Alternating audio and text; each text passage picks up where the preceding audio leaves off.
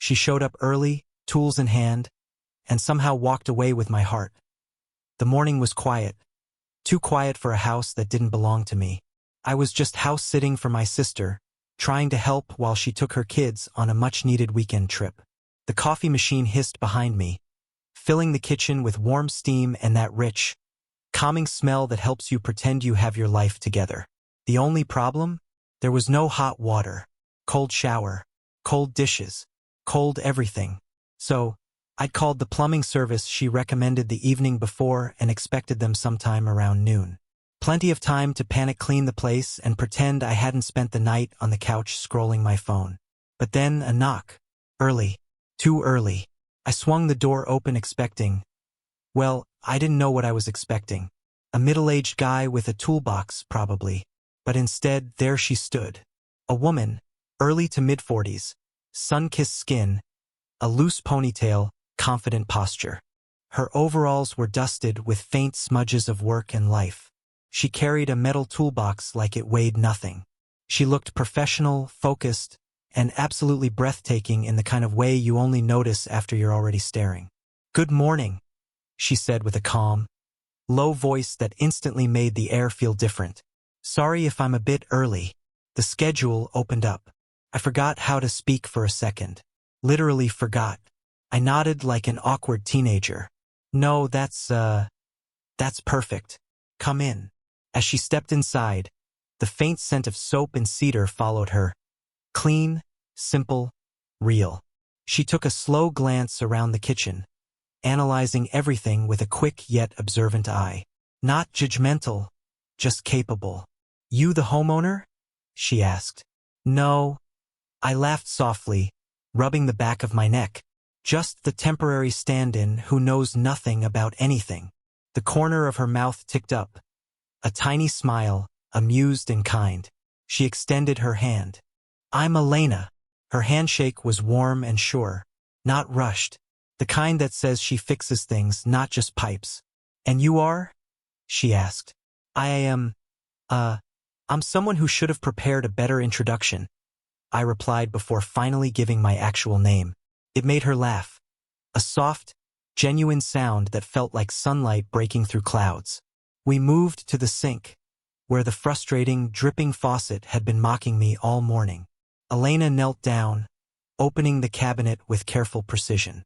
I tried not to stare when her ponytail slipped over her shoulder, but then I did anyway. There was something striking about the way she worked. Confident hands, eyes narrowed in concentration, sleeves rolled up like she wasn't afraid to get messy. "So," she said, glancing up at me from beneath the sink, "you going to just stand there and keep me company? Or are you going to hand me that wrench like a gentleman?" I froze again. But when I passed it to her, our fingers brushed, and something unspoken passed between us. A tiny spark, a question neither of us dared acknowledge. She smiled a little to herself and went back to work. And right then, I realized this wasn't going to be an ordinary repair visit. Not even close. Elena slid deeper beneath the sink, the flashlight beam creating sharp angles of light and shadow along her face. The sound of metal clinking and water trickling echoed under the counter. I crouched nearby, trying very hard to look helpful, and not like a guy mesmerized by a woman repairing pipes like she owned every inch of the moment. "You don't have to hover," she said, voice echoing slightly. "Unless you're afraid I'll break something." I smirked without thinking. Wouldn't dream of doubting the professional. She nudged my shoe lightly with the back of her hand. "Good answer." I noticed the faint freckles across her cheeks, the little crease between her brows when she was focused. She worked with a rhythm, steady, sure, and I found myself matching my breaths to hers. "Hand me the blue-handled pliers?" she asked, reaching out blindly. I grabbed them, but she shifted suddenly, and our hands locked together around the tool. Her skin was warm, not soft exactly, but textured in a way that told stories. Years of work. Years of independence. For a second, too long of a second, neither of us moved. She was the one to break the moment, gently taking the pliers with a quiet thanks. "So how long have you been a plumber?" I asked, needing to fill the silence, needing to cover what I was feeling. 12 years, she said while tightening something beneath the sink. Used to be married. His company, technically. But when he left, he took the easy jobs and left me the real work. That sounds unfair, I said, voice softer now. It was, she admitted. But I'm better off. I get to choose my days now. There was no bitterness. Just strength. A woman who had survived disappointment and turned it into confidence. She wriggled out from under the sink and sat beside me on the floor to test the faucet. A rush of water sputtered, then flowed freely, warm steam rising. I clapped once. Look at that. You fixed my entire existence. She laughed again, and it hit me harder this time. Maybe because she tilted her head back slightly, eyes shining with something lighter than before. The morning sunlight caught the loose strands of hair around her face, making her look softer, more reachable. You're funny, she said, almost like she didn't expect that from me. I have my moments, I replied, suddenly aware of how close her knee was to mine. She brushed dust from her hands and stood, stretching. I tried so hard not to stare at the curve of her waist or the subtle strength in her arms. I failed instantly. I'll need to check the water heater out back, she said, grabbing her toolbox. Come with me.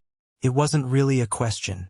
I followed, not because I had to, but because being near her felt like stepping into a place where I might finally be seen. Really seen.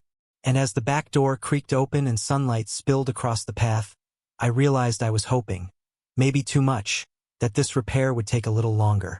The sun outside was bright, a late morning glow that made every leaf shimmer. The path to the small water heater shed crunched beneath Elena's boots. I walked a little behind her, partly to give space, partly because I didn't trust myself not to stare. She unlocked the shed and kneeled again to inspect the unit. Tools shifted, bolts loosened, and then a clean metallic click echoed as she adjusted a valve. She was efficient, strong, and strangely gentle all at once. Almost done, she murmured. But before I could reply, her phone began buzzing relentlessly inside her pocket. She paused, jaw tightening for a moment, hesitation. Then she stepped outside the shed to take the call. Her voice, once confident, now carried a quiet tremor. I told you I'll sign the papers. I just need a few more weeks. I didn't mean to eavesdrop, but her tone made me listen. No, I'm not dragging this out. Please don't threaten my business again. It's all I have left. Silence. Then a long, unsteady exhale. When she returned, her composure was stitched back together, but not perfectly. A soft vulnerability clung to her eyes. Sorry about that, she said, clearing her throat. Ex-husband drama. Boring story. Doesn't sound boring, I answered gently. She brushed past me to return inside. But the moment her shoulder grazed mine, I stopped, and she did too. It wasn't an accident. Her breathing hitched, barely noticeable, but I felt it. We returned to the kitchen, where the smell of coffee still floated in the air. I poured her a fresh cup without asking. She looked at the mug before taking it, and when her fingers touched mine, she didn't pull away right away. Thank you, she said quietly. She leaned against the counter, holding the cup in both hands like she needed its warmth.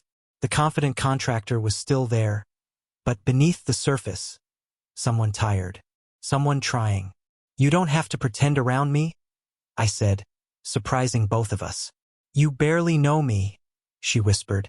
I notice things, I replied softly. Her eyes lifted to meet mine, and for one heartbeat too long, neither of us blinked. The world outside seemed to vanish. No dripping pipes, no buzzing phone, just her, and me, and that fragile space where feelings are born. She took a careful breath. You're sweet, she said, voice steadying. But you should be careful with how easily you care. I don't think I want to be careful, I admitted. A hint of a smile tugged at her lips. Not playful this time, but grateful. As if she needed someone, anyone, to believe she was worth caring about. She finished her coffee, setting the cup down with a soft clink. Then she looked at the sink, at her tools. Anywhere but my eyes.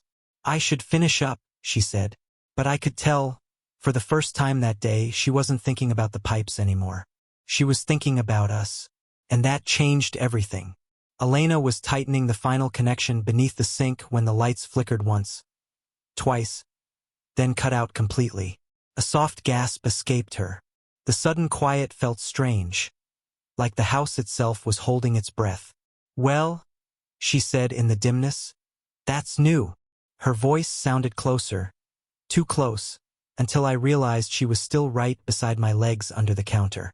"Let me grab a flashlight," I whispered, unsure why I was whispering.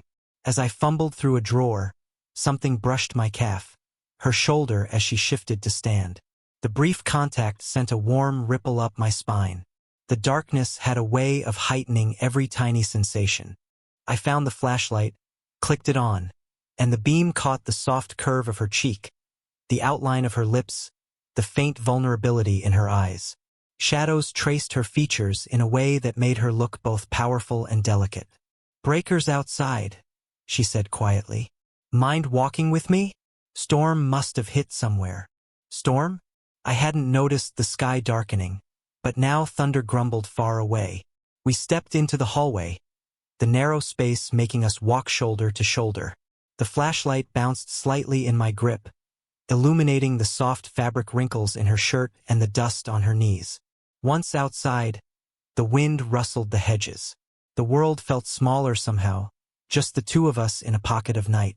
She led the way to the side of the house, then paused. "I'll need you to hold the light," she said, tilting her chin toward the breaker box.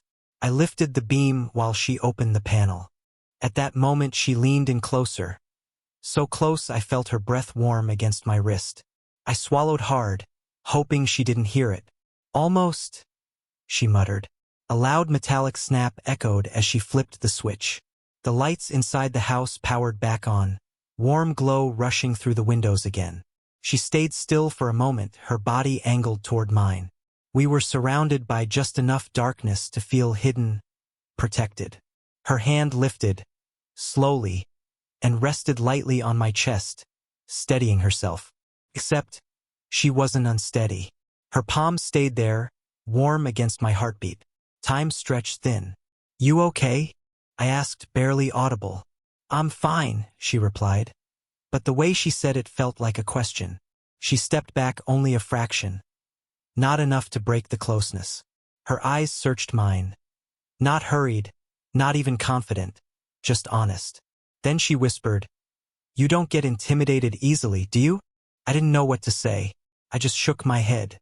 "Good," she breathed, something almost relieved in her tone. A crack of thunder jolted us back, and she let her hand slide away slowly, fingertips dragging just a moment too long to be accidental. We walked back inside without speaking, the air around us charged with everything we weren't ready to admit. As the front door closed behind us, she glanced back at me.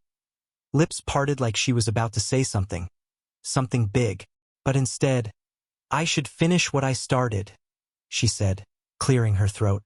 Yet in that dark lingering silence between us, we both knew she wasn't talking about the pipes. Back inside, Elena returned to her tools, but her focus wasn't as sharp as before. She kept brushing her fingers against the same screw, adjusting the same connection, as if busy hands could quiet a loud heart. I pretended to check my phone, to seem casual, but my attention never left her. When she finally stood, she exhaled as if releasing an entire week's worth of stress. "All done," she said. "Hot water restored. Crisis averted." "You're a superhero," I replied. "More like a tired woman who hasn't had a vacation in 3 years," she murmured. There was a silence, not awkward, just honest. I slid down the cabinet to sit on the floor, leaning against it. After a moment of hesitation, she mirrored me, sitting close enough that our elbows almost touched. The faucet dripped once, then stopped, like even the pipes were listening. She ran a hand through her hair, dislodging a few strands that fell across her face. Without thinking, I reached to tuck one behind her ear. Her breath caught, a tiny, involuntary sound. Not fear, not discomfort, surprise. She didn't move away.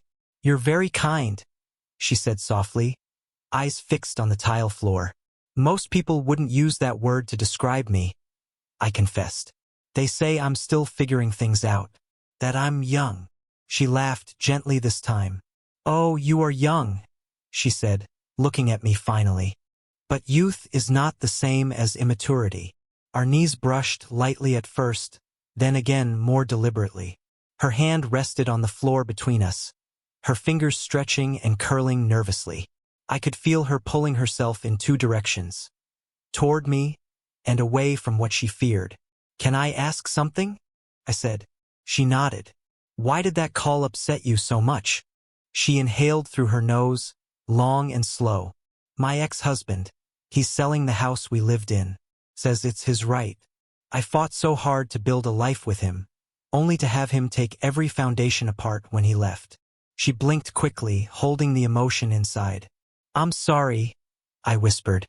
She shrugged, but her voice cracked faintly. I just don't want to start over again. I'm tired of rebuilding. I turned toward her fully.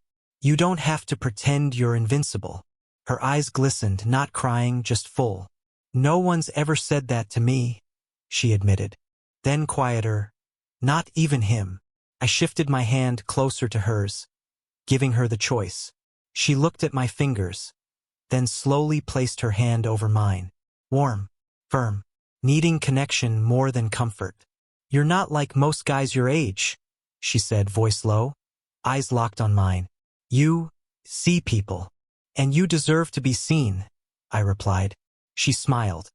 A small, brave smile that held gratitude and fear at the same time. The kind of smile someone gives when they want to believe in hope again. For a few precious minutes, nothing existed but our shared stillness. Our hands intertwined, our shoulders brushing gently, our breathing synchronized by something bigger than coincidence. Elena finally stood, giving my hand one last squeeze before letting go. I should get going, she whispered, though her eyes said she was already thinking of reasons to stay. Elena gathered her tools carefully, almost too slowly, like she needed her hands occupied so her heart didn't reveal itself. I stood and watched, feeling the shift in the air. Something fragile and important was hanging between us, and we were both terrified to break it. I'll text your sister the invoice later, she said, her voice back to that composed professional tone. A tone that didn't match the softness in her eyes. Right? I muttered. Of course. She slung the toolbox into her grip, but when she turned, she hesitated, her gaze catching mine with a flicker of uncertainty. We walked to the front door together, one slow step at a time.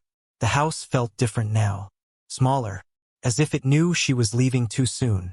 She reached for the doorknob, but didn't turn it. Instead, she exhaled, a long, shaky breath that betrayed her calm exterior. You've been very kind today, she said. I didn't do anything, I replied quietly. You listened, she whispered. Do you know how rare that is? Her shoulders dropped as if admitting that truth cost her strength. She forced a smile. Small, polite, painfully distant. I should go before the rain hits, she said. I stepped a little closer. Do you want to go? Her eyes flickered up to mine, startled, emotional. And then I saw the war happening inside her. Want versus should. Hope versus experience. Me versus the story she believed she was allowed to have. Elena, I said, trying to find the courage she wasn't ready to claim. What's really stopping you? She shook her head once, almost like she was scolding herself for letting me get this close. You're young, she said, voice barely stable. You have an entire life to figure out, and I'm just a chapter you'd skim through and forget. I could never forget you, I said, no hesitation, no doubt. She closed her eyes like those words were too much, or maybe exactly what she wanted. When she opened them again, there was something unguarded there. A longing that scared her more than losing a house ever could. Her hand lifted, aiming for a handshake, the safe, professional goodbye, but halfway there, she changed course. Fingers brushed my arm instead. Slowly, they lingered at the inside of my elbow, a touch filled with meaning and restraint. Her voice dropped to a trembling whisper. I shouldn't want this? I leaned just slightly closer. Not enough to crowd her, just enough to show I wasn't running. "But you do," I finished. Her breath caught.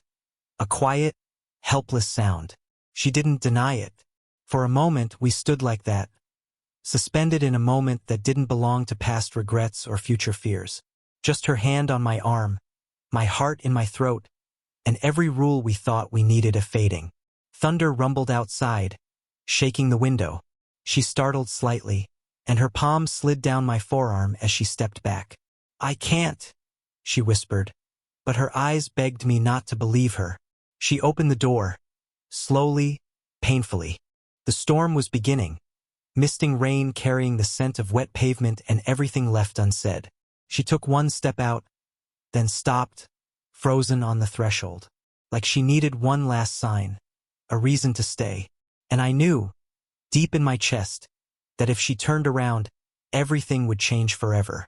Raindrops tapped against the driveway like a soft warning. "Leave now, before feelings make this harder." Elena stood just outside the doorway, toolbox in one hand, the other gripping the railing as though it could anchor her against the pull drawing her back toward me. The light from the hallway spilled out around her, outlining her silhouette in a warm glow, as if the house itself didn't want her to go either. "Elena," I said quietly. She turned halfway, not fully facing me, but enough for me to see the way her eyes softened. Just for me. "You don't have to be alone today," I continued, voice steady despite the pounding of my heartbeat. "I'm not here to replace a chapter of your life. I just want to be part of whatever comes next." Her lips parted. The rain filled the silence between us. She set the toolbox down with a dull thud and reached into her pocket for a small white business card, the kind she probably handed out every day without a second thought. But this one she held differently, carefully. She stepped closer, back into the warmth of the entryway, and placed the card in my palm. Her hand covered mine for a moment, her thumb brushing gently across my skin. "Professional number," she said, tapping the printed side with a faint smirk. Then she flipped it over. On the blank back, a handwritten number. Her handwriting was elegant but slightly shaky. "Human. And that," she whispered, "is for everything else." I stared at the numbers, memorizing them before I even read them.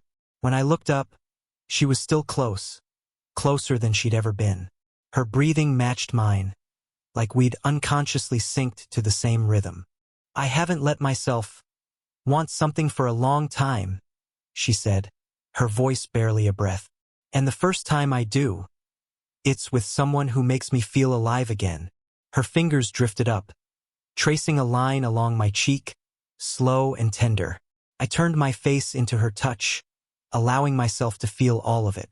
The warmth, the reassurance, the unspoken promise. She leaned in, not rushed, not impulsive, just courageous. When her lips pressed to my cheek, it was soft, but full of meaning. A kiss that wasn't about passion, but permission. Permission to hope, to want, to try. She lingered there for a heartbeat longer than she meant to, her breath warm on my skin, before she eased back, eyes glistening with something beautifully uncertain.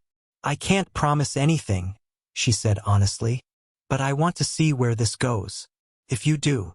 "I already know where I want it to go," I replied, and she smiled, shy and brave all at once.